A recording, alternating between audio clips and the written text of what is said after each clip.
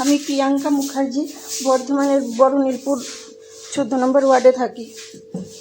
আমি এখানে প্রায় 2.5 বছর ধরে। আমার পাশের বাড়ি, নাম হচ্ছে রেহেনা বিবি, এ নানান রকমভাবে অত্যাচার করছে, নোংরা নোংরা ভাষায় গালাগালি করছে। আমার ছেলেদেরকে বলছে, মেয়েদের, আমার 2টি বাচ্চা আছে, তাদেরকে বলছে মুসলিম ছেলে দিয়ে ঘরে রেপ করিয়ে দেবো, শুধুমাত্র যাতে আমরা এই জায়গাটা ছেড়ে চলে যাই। এর নোংরামির জন্য আশেপাশে 2জন মানুষও বাড়ি বিক্রি করে চলে গেছে, কিন্তু আমার বাড়ি বিক্রি করার মতন পরিস্থিতি নেই। আমি কোনোভাবে এখানে টিকতে পারছি না। এর বাড়িতে গাঁজার কারবার চলে, সেই জন্য আমার মেন আমাকে উঠাতে চাইছে। এবং এর বড় ছেলে,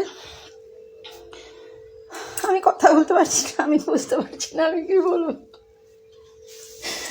বড় ছেলে খোকন দাসের কাছে গুন্ডার কাজ করতো, নাম রফিকুল ইসলাম, সবাই জানবে।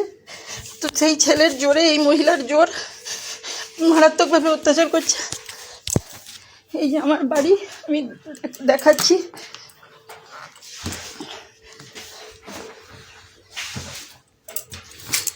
এই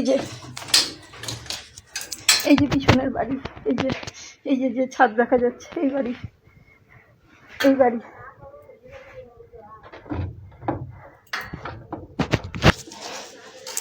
আমি থানাতেও গেছি, আমি অভিযোগ করেছি, কিন্তু সবাই শুধু বলে দেখছি।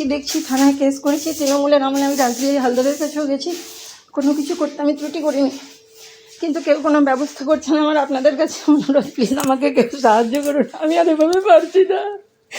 আমার আপনাদের সবার কাছে অনুরোধ, প্লিজ আমাদেরকে বাঁচার ব্যবস্থা করে দিন। এই মহিলা আমাদেরকে খেয়ে নিচ্ছে একদম, কেউ কোনো উপযুক্ত ব্যবস্থা নিচ্ছে না।